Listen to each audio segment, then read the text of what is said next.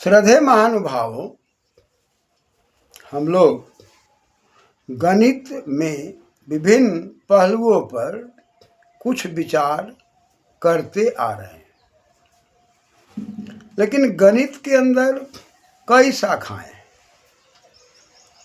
और जिन शाखाओं का भी आप अध्ययन करेंगे, हम अध्ययन करेंगे, उसमें शब्द है और पठन पाठन के अंदर यह अनुभव किया जाता है कि जिन शब्दों को हम बोलते हैं या जिन शब्दों का हम लोग प्रयोग करते हैं, क्या जिस छात्र और छात्राओं को हम आप पढ़ाते हैं, क्या आपके शब्दों को समझ रहे हैं?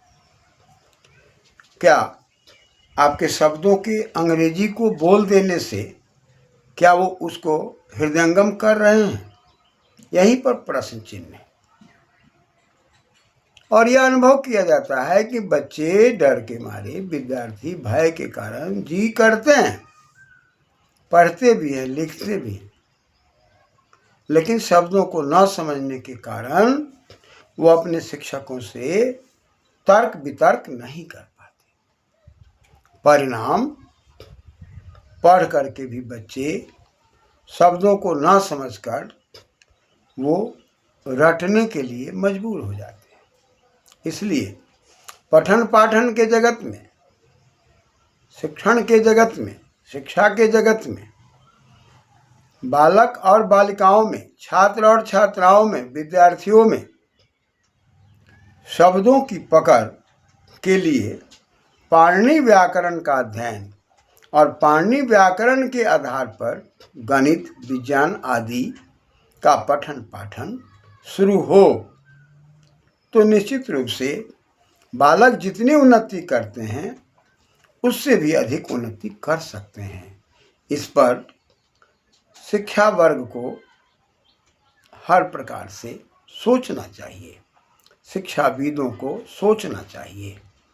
यही सोच भारतीय सभ्यता और संस्कृति को अग्रसर करने में हर प्रकार से तत्पर होगा।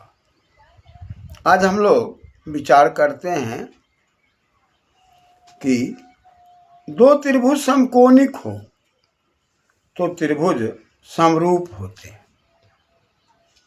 इसी समकोणिक के लिए बात आती है संगत कोण बराबर हो। समकोणिक के लिए दूसरा शब्द का प्रयोग हो गया संगत कोण बराबर हो। और कहाँ पर?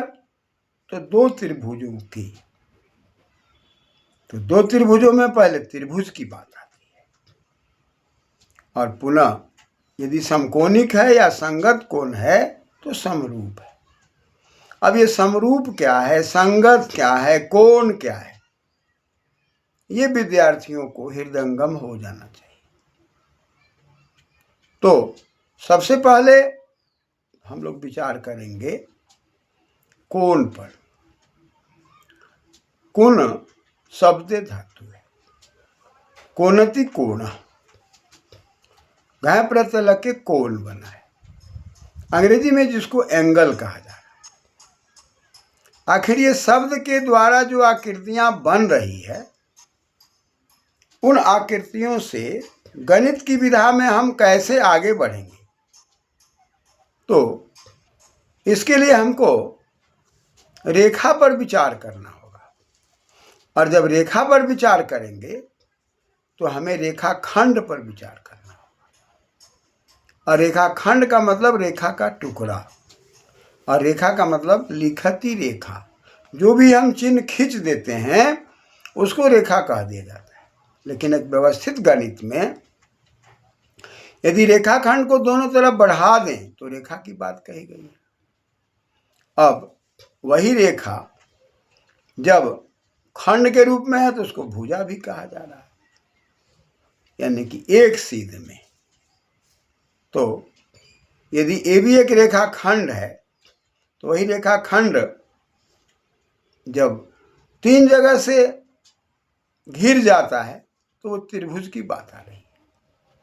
थोड़ा थोड़ा शब्दों में अंतर आ रहा है, लेकिन भाव वही है रेखाखंड ए और बी दो बिंदुओं के बीच की दूरी है,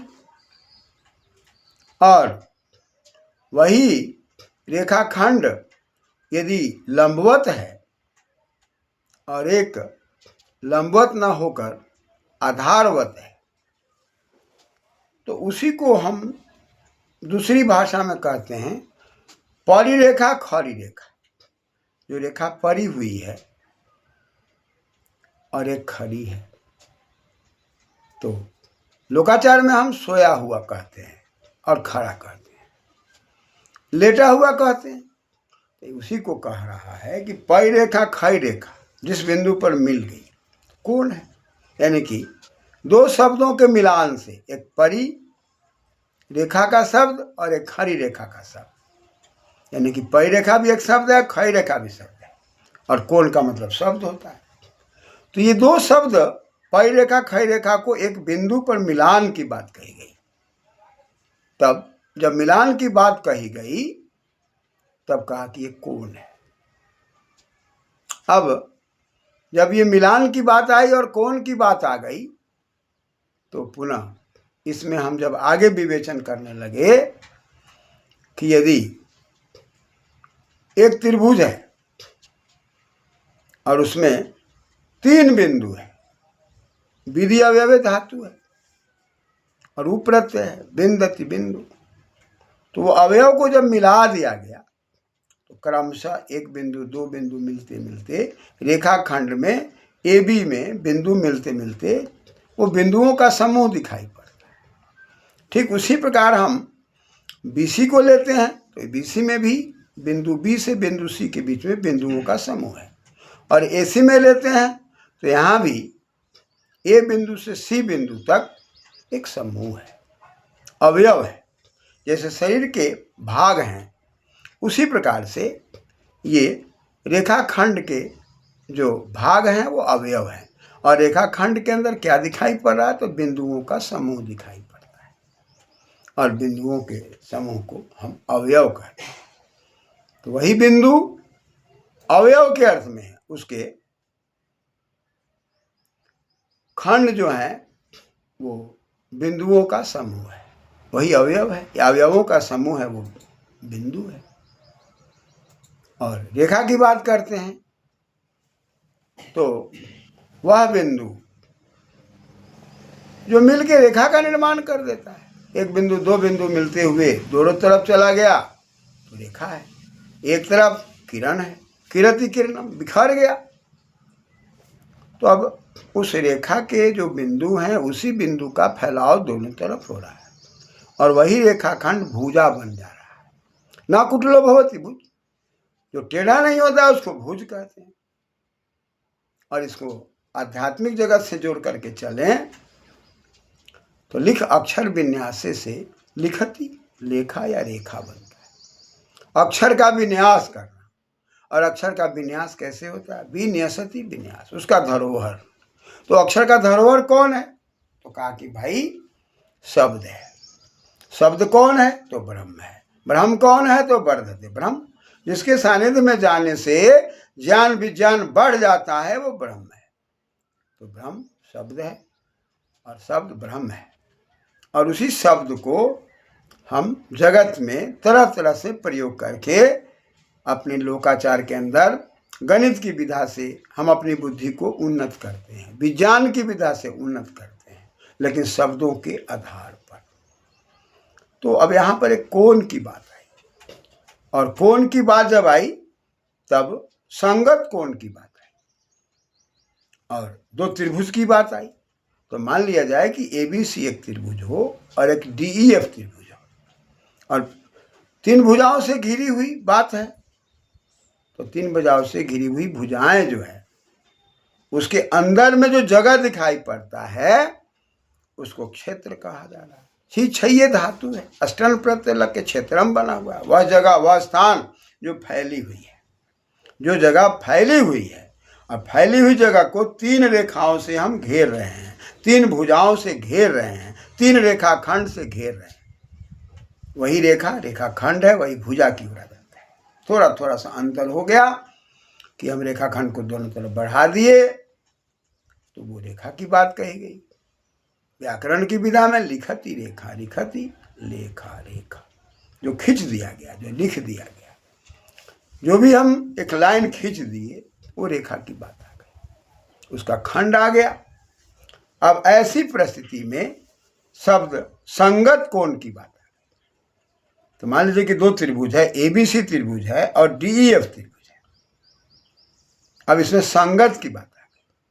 अब यदि हम संगत पर विचार करें तो संगत में सम उपसर्ग है और गमृत धातु है, अक्ता प्रत्यय है, गच्छति गता, और सम माने सम में सोत अनुकरणे डमु प्रत्यय, जो विस्तार की ओर जा रहा है वो संगत है गति के साथ। तो सम यहाँ बराबर के अर्थ में आ रहा है। तो बराबर के अर्थ में आने का मतलब है कि यदि पै रेखा खै रेखा दो बिंदुओं पर मिलते हैं, एक बिंदुओं पर मिलते हैं, तीन बिंदुओं पर मिलते हैं, तो एक बिंदु A है, एक बिंदु B है, एक बिंदु C है और सब मिल गए तो तीन कोण है। फिर DEF में भी यही बात है, यहाँ भी तीन बिंदुओं पर मिले हुए हैं और बिंदुओं में मिलने में वो बिंदुओं का समूह है। तो DE के अंदर बिंदुओं का समूह है जो रेखाखंड के रूप में दिखाई पड़ रहा है। DF में भी बिंदुओं का समूह है, EF में भी बिंदुओं का समूह है, BC में भी बिंदुओं का समूह है। तो अब प्रश्न कहता है कि दो त्रिभुज हो तो संगत कोण बराबर हो, तब वो समरूप होगा, मैंने कि एक रूप का होगा। और रूप क्रियायाम होती है। कहा कि भाई उसके अंदर जो क्रिया प्रतिक्रिया होगी वो एक तरीके की होगी, उसकी व्यवस्था एक जैसी होगी।